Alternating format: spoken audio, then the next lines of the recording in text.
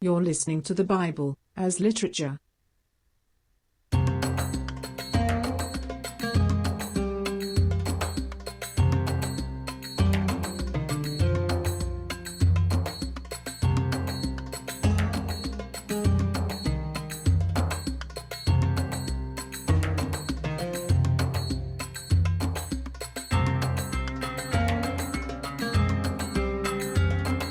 Hi, this is Father Mark Boulos, and you are listening to Tarazi Tuesdays with the Bible as Literature podcast.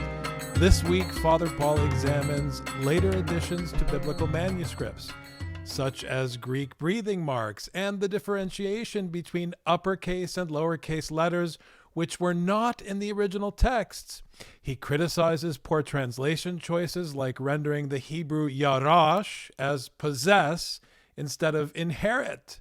He also discusses Kamal Salibi's original discovery that the Hebrew consonants for raven and Arab are identical, allowing for different interpretations.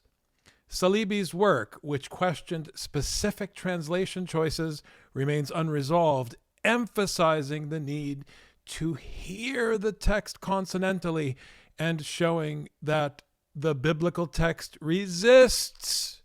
Where have I heard that word before? Resist.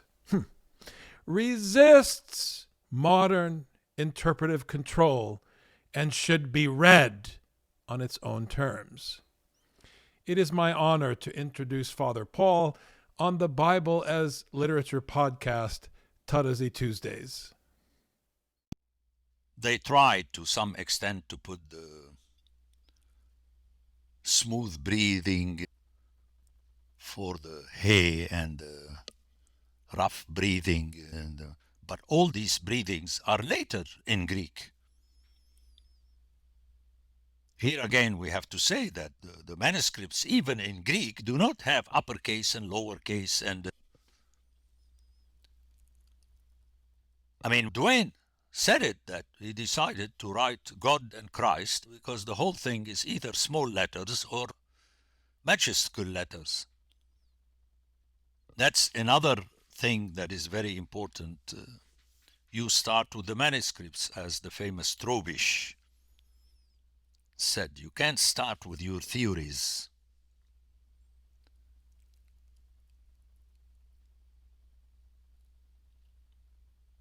The manuscript, I remember Karavidopoulos in Greece, what do you mean, you combine like the Nestle from different manuscripts and choose the best.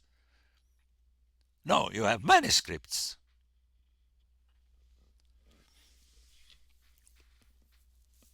Now, I'm not going to discuss manuscripts. I'm saying if the original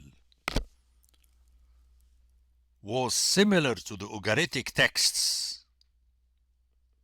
just letters which are essentially consonants in the Semitic languages, then that's your reference.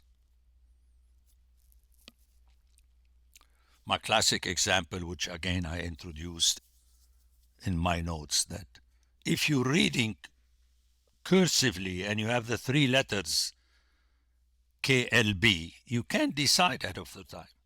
When I was speaking Sunday with the girls, they understood me. I said, by the way, this rule applies to all languages. Like if you're reading in English and these examples, but someone say, oh, so we have to know English very well because it helps us. No, it helps you to give you an example that you do that with your language. Why don't you do the effort to do it with Hebrew?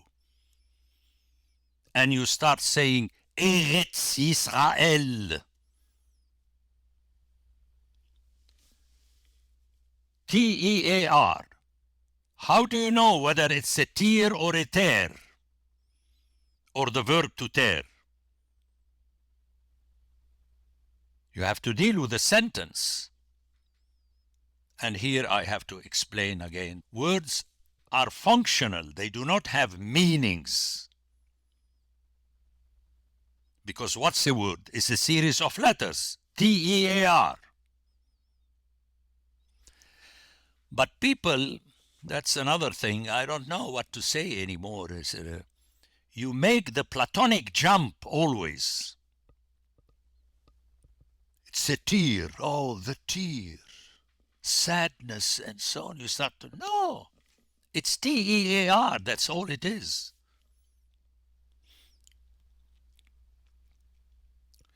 And that, if I go that way, it prepares me for lexicography. It's just you have letters.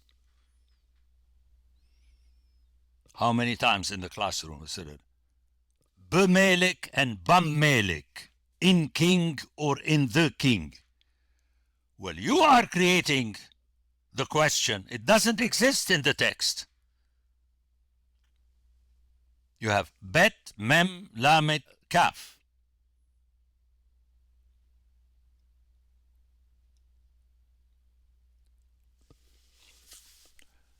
I think all these things are important as examples. Obviously, those who have ears to hear will hear, and the others are taken by their theophania.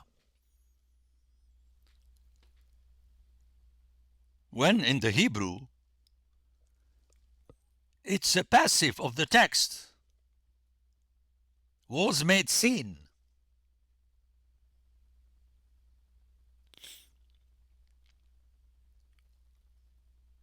And the epiphania in the Bible is always, and in all stories, around words. Can you imagine? And the Lord appeared to me yesterday, and I saw his shining face.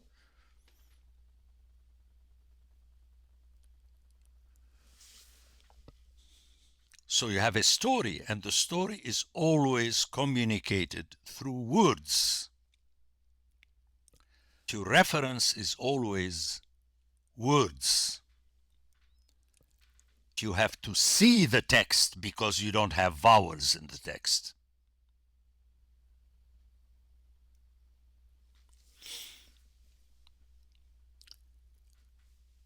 And that is, I believe, I sound mystic, but it's good to be mystic now and then, that the text does not allow you to control it.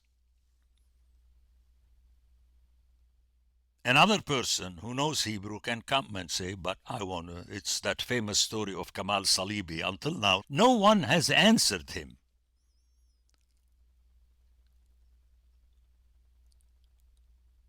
Why is the three letters, Ain, Resh, Bet, a raven and not an Arab?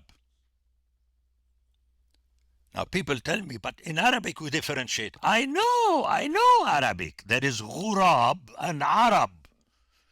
I know that. But in Hebrew there is no differentiation.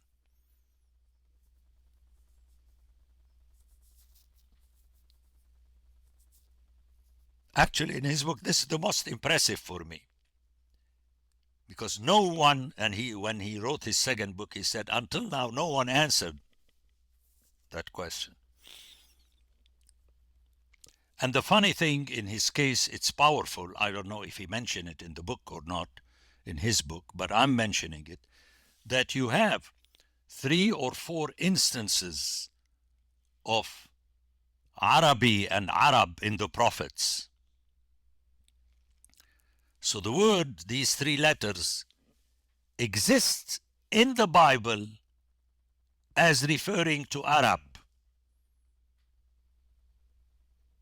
Now, in other places they refer to raven, but why do you choose in this particular story that becomes the whole topic of the Orthodox icon with ravens feeding to make it a miracle? You see, this is what happens. I want to dismantle also the Masoretic Hebrew with this Athnah and Siluk, these additional, actually, to control the text, they have much more in Hebrew to tell you you are at the quarter of the verse. And in other words, they were already working on verses. The Se'ah, It was the most recent I used it here. And notice the diabolical change. This is what happened with theology. Once you establish logos as the eternal Platonic logos, that's your reference. When you say logos in an Orthodox church, that's what people refer to. Another example is the Seau, I think it's Emery. In Wine-Green and the preceding, all the preceding, the lexicon of yarash is inherit, semicolon, possess, with which I already disagreed. They shouldn't add possess. But, and that's the main point I want to make, that if you learn Hebrew in Seau, you are programmed to perceive yarash as possess. He doesn't even mention inherit. And that is a fact. In other words, I double-checked several times on it.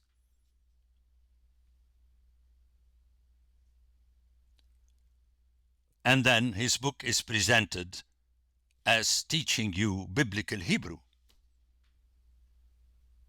Because all these books are said introduction to or the grammar of biblical Hebrew.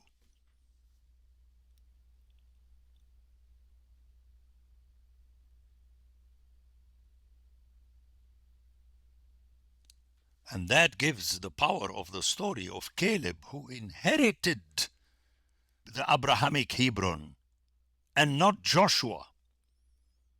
Both names are mentioned in the same chapter, but it is Caleb. But people said, but Caleb was a Jew, he was not outsider. Well, in those times, dear friend, there was no Jew.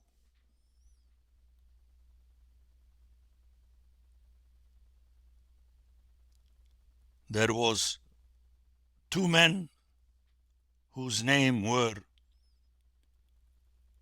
the Lord saves and the other is dog. We have to say this. I have to go as many examples like Abel and Caleb. I remember how one of my students almost had a heart attack. My name means dog. He was Caleb. He's an OCA priest.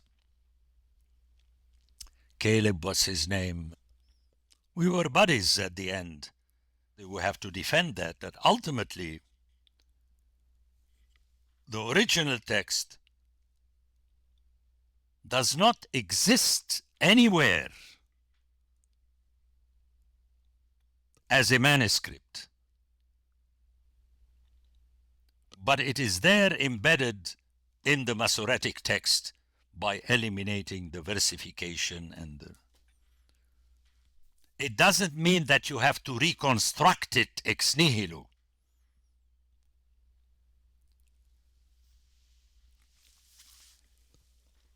It means that it is there, it's real. You can't make it up.